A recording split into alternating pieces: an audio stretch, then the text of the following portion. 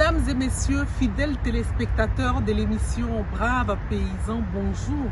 Je suis ravie de vous retrouver. Vous savez que nos rendez-vous sont consacrés à parler d'agriculture, de bien-être. Permettez-moi de féliciter tous nos braves paysans et braves paysannes de notre sublime Côte d'Ivoire. Vous savez que notre pays est le premier pays producteur de la noix de cajou au plan mondial, grâce au travail de nos braves paysans. Mais au niveau de la qualité, il y a des efforts à faire, raison pour laquelle le Conseil du coton et de l'anacarde a décidé d'entreprendre des missions de sensibilisation, de formation avec des experts chevronnés à la matière. Notre équipe de reportage les a suivis. On y va en images et on se retrouve juste après. La qualité des produits agricoles, notamment de l'anacarde, est avant tout la conséquence directe des opérations de production, de récolte et de traitement post-récolte. Aussi, la qualité reste le facteur déterminant du prix de vente et d'achat des noix de cajou. Elle porte essentiellement sur les paramètres suivants: le grainage, le taux de défaut, le taux d'humidité et le taux de rendement en amande, appelé KOR. Conscient de cette réalité, le Conseil du coton et de l'anacarde, depuis sa création, contribue par la formation, l'encadrement et la sensibilisation des acteurs de la filière anacarde à l'amélioration et à la préservation de la qualité des noix de cajou en Côte d'Ivoire. Toutefois, il ressort des travaux de recherche en cours dans le cadre du PNRA que les maladies et les ravageurs ont un impact considérable sur la qualité des noix brutes de cajou. Ils sont très souvent à l'origine de l'immaturité des noix, des défauts sur l'amande et participent ainsi à la baisse du KOR. Devant cette réalité, le Conseil du coton et de l'anacarde fait de la lutte contre ces ennemis de l'anacardier l'une de ses priorités dans le cadre de l'amélioration et de la préservation de la qualité des noix brutes de cajou. C'est ainsi qu'une veille sanitaire des vergers d'anacardier a été mise en place. Dans cette perspective, et en collaboration avec le FIRCA, ANADER et le DCPNRA, le Conseil du coton et de l'anacarde a réalisé une mission de sensibilisation des producteurs d'anacarde sur les effets des maladies et ravageurs sur la qualité des noix brutes de cajou dans les régions de production de l'anacarde. Cette mission s'est déroulée dans 10 localités, avec une centaine de producteurs par localité. La mission de sensibilisation s'est déroulée du 31 au 4 juillet 2023 avec 2 équipes. Une dans les localités de Bouna, Bondoukou, Mankono, Dimbokro et l'autre à Minignan, Odiéné, Korogo, Dabakala et Boaki. Les vergers sont de plus en plus attaqués et c'est pourquoi le Conseil du coton et de l'anacarde a demandé au Programme national de recherche sur l'anacarde, à travers son axe de la défense de la culture, de mettre au point des stratégies de lutte contre ces bioagresseurs de l'anacarde qui ont des effets sur la qualité. Donc l'objectif de la présente mission, c'est vraiment de sensibiliser les producteurs à la reconnaissance de ces bioagresseurs et aussi à l'appropriation des stratégies de lutte mécanique, agronomique et biologique que nous appelons les méthodes alternatives de lutte contre ces bioagresseurs. Le Conseil du coton et de l'anacarde, à travers son directeur général, le Dr Adama Coulibaly, invite tous les producteurs à s'approprier ces méthodes alternatives de lutte contre les bioagresseurs de l'anacardier pour pouvoir faire face à ces ennemis de leur plantation. 2 experts de l'université Lorognon Guédé de Daloa, Dr Ndepo Ossé et Dr Soro Sibirina, avaient pour mission de présenter les différents insectes ravageurs et les maladies liées à leur présence dans les vergers anacardiers, à l'aide d'une fiche didactique et dans un langage très familier. Ils se sont entretenus avec l'Assemblée. Tu enlèves, ça sèche. Parce que ça là, c'est la maladie que tu vois. Tu vois, même ça commence à évoluer. Ça évolue. Quand ça va arriver ici là, si tu vois ici, c'est pas la même couleur rose que là. La formation s'articule sur 3 modules fondamentaux. Vous voyez, d'abord les maladies majeures qui déprécient la qualité de la noix de cajou. Ensuite, les insectes ravageurs majeurs aussi. qui impactent significativement la qualité de la noix de cajou et aussi l'entretien ou le désherbage, le nettoyage des mauvaises herbes dans le verger anacardier. D'abord, les maladies, il faut dire que certaines maladies impactent directement la qualité de la noix, en ce sens que ces maladies vont jouer sur le développement de la manne et la qualité de la manne de la noix de cajou, ainsi que les insectes qui vont piquer et qui vont détruire la qualité de ces noix de cajou. Pourquoi les mauvaises herbes? Parce qu'on a remarqué que certaines herbes ou certains adventifs jouent aussi le rôle des hôtes au niveau des insectes et des maladies. Alors en ce moment, nous conseillons aux producteurs la bonne période de nettoyage de ces mauvaises herbes dans le verger afin d'apporter une meilleure production de qualité au niveau de leur verger. Quand vous prenez le cas de la maladie telle que l'anthracnose, la bactériose ou le dessèchement foliaire, et même le cas du FOMS, vous allez vous rendre compte que c'est des maladies qui sont virulentes avec la densité du verger. C'est-à-dire quoi? Lorsque le producteur n'a pas respecté la densité de 100 pieds à l'hectare, c'est-à-dire un écartement de 10 mètres entre les pieds, alors ce verger est exposé aux maladies et aux insectes ravageurs. C'est-à-dire que vous allez trouver dans ce verger une panoplie de maladies et aussi d'insectes tels que le moustique et les piqueurs, certaines punaises aussi qui vont déprécier la qualité de la noix. Alors nous les conseillons d'abord à faire un bon planting, c'est-à-dire que ou à réduire la densité de ce verger à la densité normale minimale qui est de 100 pieds à l'hectare. Ce qui permet déjà d'aérer le champ et de laisser le soleil bien passer à travers les arbres et de réduire l'impact de certains insectes tels que le moustique ou les maladies qui sont très favorisées par la forte humidité et le manque de circulation de l'air dans le verger. Pour réduire considérablement les effets négatifs des maladies et des ravageurs sur la qualité des noix brutes de cajou, les conseils aux bonnes pratiques ont été également donnés par les agents de l'ANADR. Ça là, c'est une maladie. Le cancer. Voilà, c'est le cancer. Quand la maladie là commence, ça noircit pour aller jusqu'à dans les racines. Ça va jusqu'à dans les racines. Quand ça touche les racines, l'arbre va mourir. En effet, notre pays est le premier producteur mondial de noix de cajou. Alors nous voulons aussi gagner la bataille de la qualité. C'est ainsi que le Conseil du coton et de l'anacarde a initié cette mission pour que, ensemble, nous puissions venir sensibiliser nos parents producteurs sur l'intérêt de faire de la qualité. En effet, pour faire la qualité de noix de cajou, il faut nettoyer la plantation pour faire en sorte que les maladies et les insectes ravageurs n'aient pas possibilité de s'installer dans la plantation. Parce que les bioagresseurs peuvent causer des dommages dans la plantation au niveau de la floraison, au niveau même de la feuillaison et dans la santé même de l'anacardier, en faisant des perforations au niveau du tronc et en créant des maladies qui vont affaiblir la plante qui ne va pas produire. Alors, si notre plantation est bien nettoyée, il est aussi important, quand on fait de la qualité, de tenir compte de ce que nous avons appelé les pare-feux. Les pare-feux sont des mesures de sécurité qui vont permettre à la plantation, en tout cas au producteur, de disposer toujours de sa plantation et espérer avoir une production pendant la campagne. Alors, pour récolter, il faut laisser l'anacardier produire et qu'il y ait chute du fruit. Le fruit, c'est la pomme plus la noix. Alors, il faut ramasser régulièrement le fruit pour ne pas que cela séjourne au sol. Parce que si le fruit séjourne au sol, il y a possibilité de pourriture qui va endommager la qualité de l'amande qui se trouve à l'intérieur de la coque. Des messages bien reçus par nos braves producteurs qui s'engagent à mettre en pratique afin d'améliorer leur production et surtout la qualité de leur noix de cajou. Triplé. Encore triplé. On a senti que les producteurs sont très captés par le message.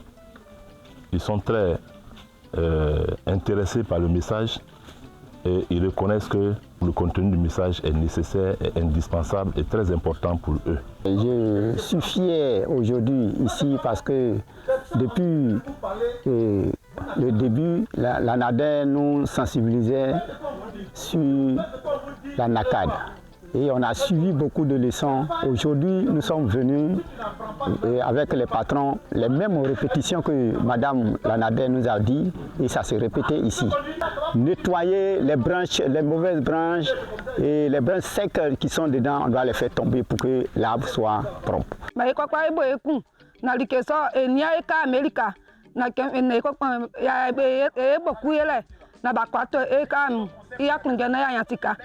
Bon, ce qui concerne le champ, la superficie d'abord fait 4 hectares. Non, sincèrement dit, c'est pas bouche. Je suis le premier, j'étais le premier producteur ici d'Anakar. Parce que j'étais chaque année. Les rayons du soleil rentrent et je nettoie aussi avec la machette. Bon, deux fois, je faisais 4 tonnes et quelque chose, 3 tonnes.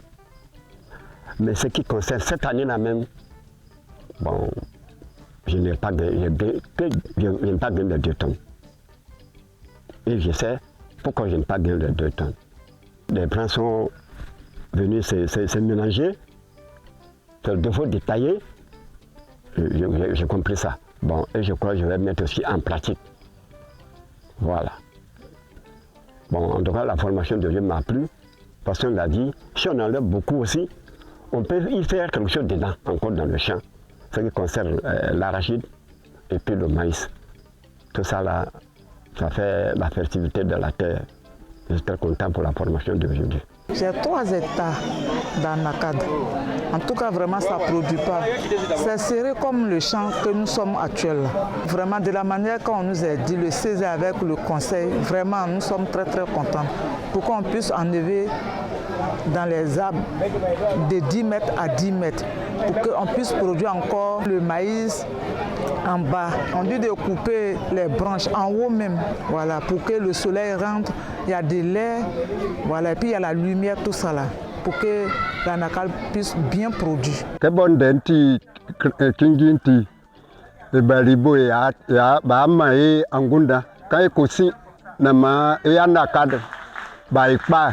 Na ya nurike le ba krikri na le o feda o ma isa maneti ti chef wire I janu fue o ma mbelibo ma ti ngabe kredi ya yo yam nambebe binye sama tigna je suis Birikwe du village Kacha. Nous avons suivi la formation avec la recherche et l'ANADER. J'ai appliqué cette technique dans mon champ. C'est trouve qu'ici, dans le cas du bourreau du tronc, j'ai tailladé, j'ai juste taillé la partie infectée et je me suis rendu compte que l'arbre a repris et a recouvert la zone attaquée. Aussi bien au niveau de la gomose, la branche qui était attaquée, j'ai coupé. Et les fentes longitudinales qui étaient enregistrées sur le tronc, j'ai taillé aussi. Et je me suis rendu compte que les 4 arbres qui étaient attaqués ont repris et ont survécu. Alors je voudrais remercier le Conseil Coton NACAD à travers le DG et remercier surtout l'État de Côte d'Ivoire et remercier l'OIA à travers son président Sorobé. Vous voyez que tout le monde sont tous réunis ici pour que les techniciens de l'ANADER puissent nous former sur la qualité. Alors si on suit ces conseils, nous aurons une bonne qualité et quand vous avez la qualité, vous avez un meilleur prix. Satisfaits de la mobilisation et de la réaction des acteurs dans leurs différentes zones, les délégués régionaux entendent abattre un travail de fourmi afin que tous les producteurs appliquent effectivement les consignes. La région du Béret est la première région productive du nord de Kajou, avec plus de 180 000 tonnes. Le défi de la production étant atteint, nous avons un autre objectif, c'est-à-dire celui de la qualité. En début de campagne, Mankono, on a 52 comme Kaoué. En fin de campagne, on se retrouve avec un taux un peu bas, donc d'où la sensibilisation de nos parents producteurs. Nous appelons donc nos parents producteurs à véritablement contribuer pour la bonne marche de cette filière, à adopter les bonnes pratiques agricoles. Nous sommes à Kofi-Namienkrou. À l'intérieur de Kofi-Namienkrou, nous avons 4 villages qui sont autour, qui sont venus se rassembler ici avec nous pour écouter le message que la direction générale, accompagnée de l'ANADER et du docteur sont venus les porter. Donc ces messages sont sur les bonnes pratiques agricoles. Donc nous avons vu au cours de cette sensibilisation, nous avons parlé des maladies ravageurs et aussi les insectes qui viennent attaquer le champ de l'anacâtre. Donc à la fin de cette activité, les producteurs, j'en suis convaincu qu'ils ont bien saisi et qu'ils sont très contents. Il y a plus de 150 producteurs, ils sont les ambassadeurs. Ils vont sensibiliser aussi tous les parents qui sont avec eux dans la maison, mais autour du village. Et j'en suis convaincu que nous aurons les produits de très bonne qualité dans la région d'Unzi et partout en Côte d'Ivoire. Présente durant tout ce parcours sur le terrain, Madame Akassi Evelyne, de la Direction des protections des végétaux et du contrôle qualité du MEMINADER, apprécie l'initiative. Nous voudrions remercier le Conseil Coton Anacad et ses partenaires techniques et financiers pour l'organisation de ces différentes sections de formation et de sensibilisation des producteurs.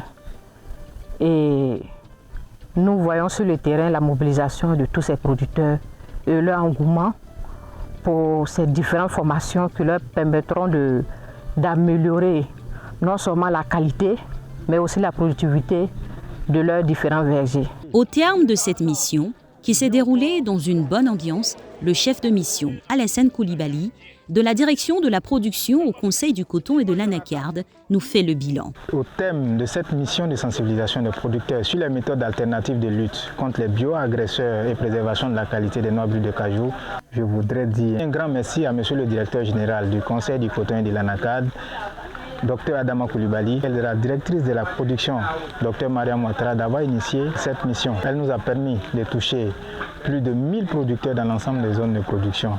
Et nous pouvons dire que nous sommes vraiment satisfaits des résultats attendus, vu que les producteurs, après chaque séance, étaient capables, n'est-ce pas, de faire le résumé de l'ensemble de ce que nous nous sommes dit. Et nous sommes vraiment satisfaits et nous souhaitons que cette mission, n'est-ce pas, puisse continuer chaque année. Parce que les producteurs souhaitent que ces missions-là se déroulent dans toutes les zones et que ces genres de missions puissent toucher tous les producteurs d'anacarde de Côte d'Ivoire afin que la qualité de noix brute de cajou made in Côte d'Ivoire puisse être parmi les références dans le monde. Donc je dis encore un grand merci à monsieur le directeur général pour avoir initié cette mission. La Côte d'Ivoire est le premier pays producteur mondial de noix de cajou. Depuis 2015, date où le pays a ravi cette place à l'Inde, la production est en hausse constante. L'organe de régulation, le Conseil du coton et de l'anacarde, avec son directeur général, Dr Adama Koulibaly, travaille sans relâche à la qualité des noix de cajou, made in Côte d'Ivoire.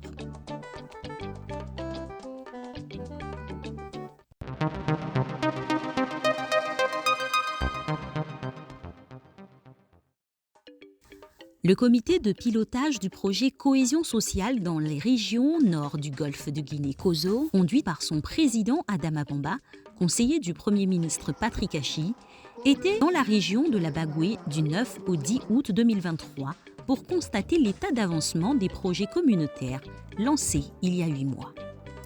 4 localités du département de Tingrela bénéficient du projet. Il s'agit de Néguépié, avec la construction d'un foyer polyvalent et la réhabilitation du marché avec construction de hangars et de magasins.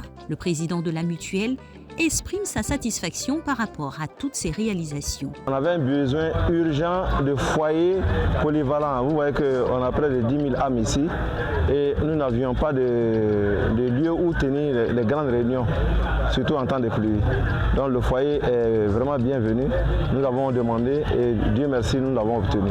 Le marché également, les femmes vendaient ici dans des conditions très très difficiles, surtout en temps de pluie. Alors on a demandé au projet Kozo de nous réhabiliter ce marché. Donc vous le voyez là, il est vraiment en chantier et nous sommes très heureux. L'objectif, resserrer les liens entre les populations, a souligné à nouveau Madame le préfet de Tingrela. Ce foyer, ce marché sont des lieux de rencontre pour les populations, pour être ensemble, pour la cohésion. Je tiens à le signaler. Et je le disais, pour que nous ne nous laissions pas infiltrer. Je sais de quoi je parle. Et donc j'aimerais pouvoir compter sur la bonne compréhension des populations pour être soudées. et pour éloigner d'elle toutes les divisions de tout genre qu'on peut connaître. Papara bénéficie d'un bâtiment de 3 classes plus bureaux et de toilettes pour le primaire. CDV, nous avons demandé à COSO de nous donner un établissement, une école primaire. On a eu une école primaire à Papara. C'est une bonne chose. L'examen a été pris. Aujourd'hui, le préfet même de Tengla est une femme. Vous voyez déjà une femme qui est préfet, une femme qui est ministre. Donc ça doit donner une bonne leçon à nos parents d'envoyer les filles à l'école. Vraiment, nous remercions COSO pour l'activité qu'il vient de mener à Papara. À Zanika, une maternité a été construite. Elle sera équipée dans les semaines à venir, a rassuré Adama Bamba aux populations locales. Maison que les femmes vont aller coucher, tu vas trouver que vraiment ça fait honte. Parce que voilà des maladies. Elle va coucher sans côté. Vraiment c'est très difficile. À cause de ça, on a réfléchi pour dire on a besoin de maternité. C'est où les femmes vont aller coucher.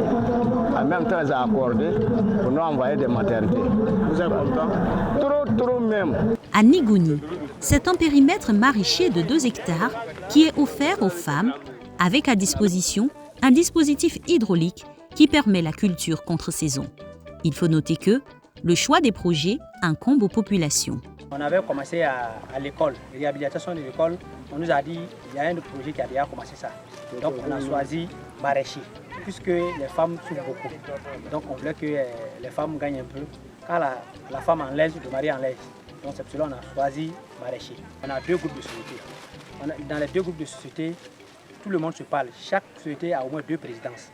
Donc tout le monde écoute son aîné. Chez nous, c'est comme ça. Quand quelqu'un agit que toi, quand il te parle, tu le respectes. Donc chez nous, c'est comme ça sa fonction. Donc les 2 sociétés sont ensemble. Donc c'est eux aussi qui vont s'associer pour travailler. On est vraiment contents. Après la visite des infrastructures, le président du comité de pilotage, Adama Bamba, s'est dit très satisfait de l'état d'avancement des travaux. C'est un projet qui doit avoir des réalisations assez rapides, décaisser très rapidement, mais surtout bénéficier assez rapidement aux populations. Mais dans cette célérité, c'est de prendre en compte les préoccupations des populations, faire en sorte que ce soit leur projet et que cela réponde à leurs préoccupations, à leurs besoins. Et nous sommes là, on va dire, quasiment 8 mois après, en tant que comité de pilotage avec l'équipe de gestion de ce projet, qui, je le rappelle, est assurée par le conseil Coton-Dakar. Nous sommes là avec les autres membres du comité de pilotage et au nom du Premier ministre pour voir les réalisations concrètes. Vous savez que le président de la République a donné des instructions pour qu'on ne reste plus à Abidjan. Il faut être proche des populations. C'est pour cela que le comité de pilotage n'est pas resté à Abidjan pour tenir sa réunion. Nous sommes venus sur le terrain, voir les infrastructures, discuter avec l'équipe de gestion, mais surtout discuter avec les populations pour être sûr que les réalisations sont de qualité et répondent à leurs préoccupations. Nous repartons satisfaits. Le COSO est une initiative conjointe de la Banque mondiale et de 4 pays de l'Afrique de l'Ouest, à savoir la Côte d'Ivoire, le Ghana, le Togo et le Bénin. D'un coût de 87 milliards de francs CFA sur 5 ans, le projet vise l'amélioration de la collaboration régionale et la résilience socio-économique des communautés frontalières dans les régions cibles des pays du Golfe de Guinée exposés aux conflits et aux risques climatiques. Le COSO est placé sous la tutelle du cabinet du Premier ministre et est exécuté par le Conseil du coton et de l'anacarde avec les conseils régionaux et communes. Dr Adama Coulibaly, directeur général du Conseil du coton et de l'anacarde, est le coordonnateur.